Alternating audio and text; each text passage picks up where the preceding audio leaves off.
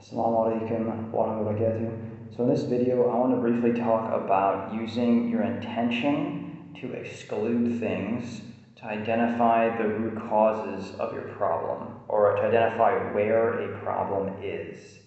So say, for example, you have some kind of a pain.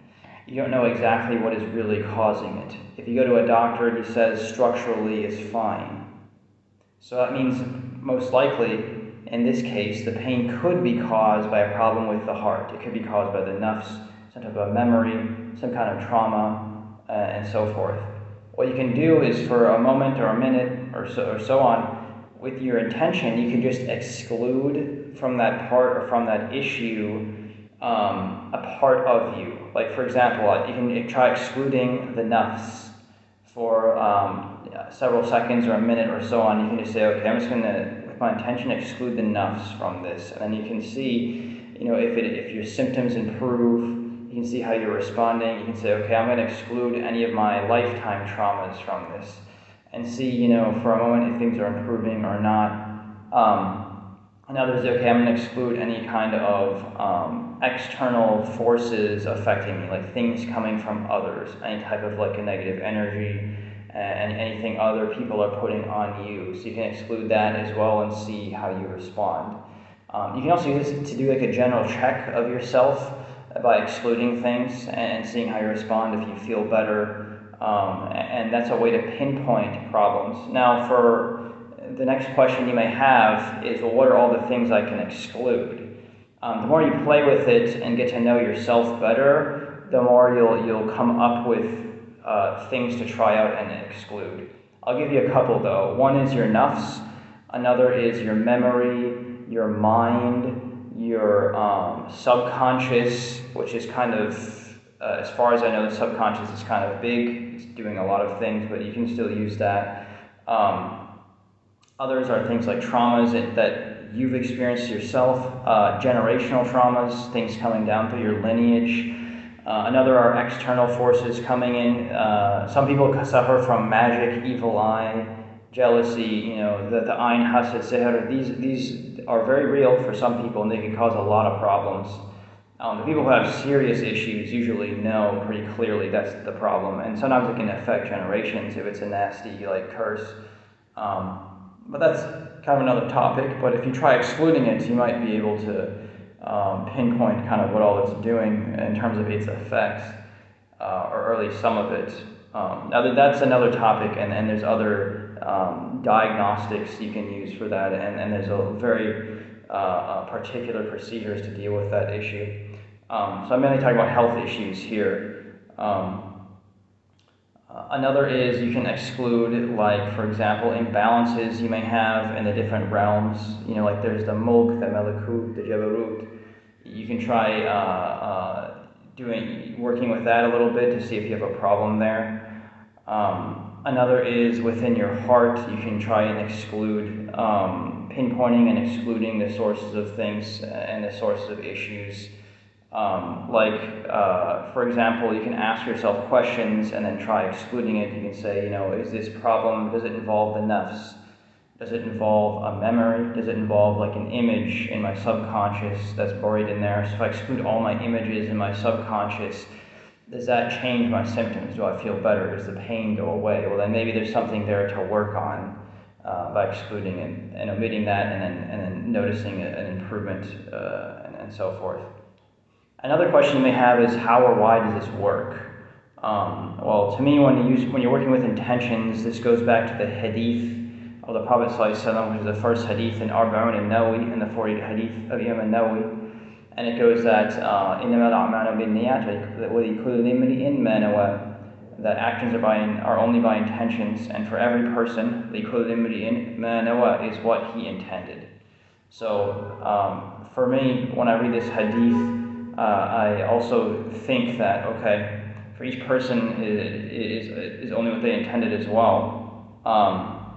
We all know the religious implications of this hadith, which you can read up on, that you need using your intention before you pray and so forth. But another domain of working with this is when I think of intentions and using them with this type of work when it comes to working on your health and working on your heart.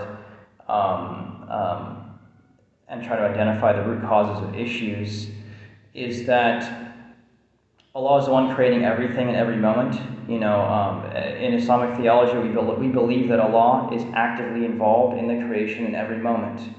Whereas with a lot of Western anti-theology, you could call it, it's after the Enlightenment and the disenchantment of Europe, it's like they don't really have a theology anymore, other than rejecting theology and secular humanism and such. But their whatever theology they have left went to deism, which was the idea that God is no longer actively involved in the creation. They no longer believe that, and they think He just created everything and left it. And then they went to full-blown atheism, which they first started calling secularism, as like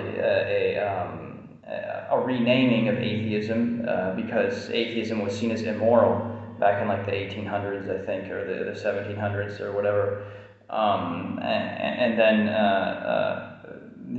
they started just turning completely to science and thinking that with human effort alone you can achieve anything, and build your utopia that they were waiting for the Prophet Jesus ﷺ to come in and bring into the world. Anyways, just got to do a little bit of history there, but point being, we believe, and this is true, that Allah, that God, the Creator, is actively involved in the creation in every moment. So when you're using your intention, He's creating everything. He created your intention, use it in a certain way, and any effect after that, He's also creating. Any benefit from it, any harm, all of this is created.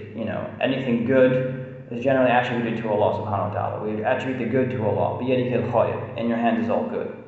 And then, الشَّرُّ لَيْسَ إِلَيْكَ is another hadith. You can find it in the tafsir of Surah Al-Layl, that evil is not attributed to you. So we do not attribute evil to Allah. It's attributed to the creation. So somebody made a mistake, or so on and so forth, or maybe somebody even had a malicious intent. May we never have that. Point being, so to answer the question, which is how and why does this work? Well, He's giving you an intention. It's created, and any effect or benefit from it after that is also created by Him. So it's all Him. And it's all about Allah subhanahu wa ta'ala. He's creating it in every moment. If a pain goes away, that's Him showing us that maybe there's something here to investigate. Maybe He's showing you the root cause or part of it, or some other type of beneficial thing, hopefully, within the pathophysiology of this disease that you have, inshallah. And we only know what He shows us, so it's good to always make dua, ask Allah to show you the root cause, the best solution. Where do I find your shifa? How do you want me to heal? How do you want to heal me of this? How do I seek your healing? Guide me. Ask for His guidance. Ask Him to show you the root cause of the illness, of the problem, or of the pain, and so forth. It's all about Allah subhanahu wa ta'ala, like it says in the Quran, and when I fall ill, He's the one who heals me. So it's all about Him. It's all about turning to Him. It's all about using the means that we have that are available to us, in the way that's right, and with sound intention, and seeking His cure from Him, from that issue, from that illness. And from there's various methods you can go to further investigate the problem, or use His light, and so on, or seek healing from Him, and so on and so forth. There's dhikr you can do, there's du'as, there's even medications you can take, there's homeopaths you can go to. There's so many other means you can take, but using your intention, it can help to sometimes narrow down the root cause of a problem, inshallah ta'ala. And that's what I have for you.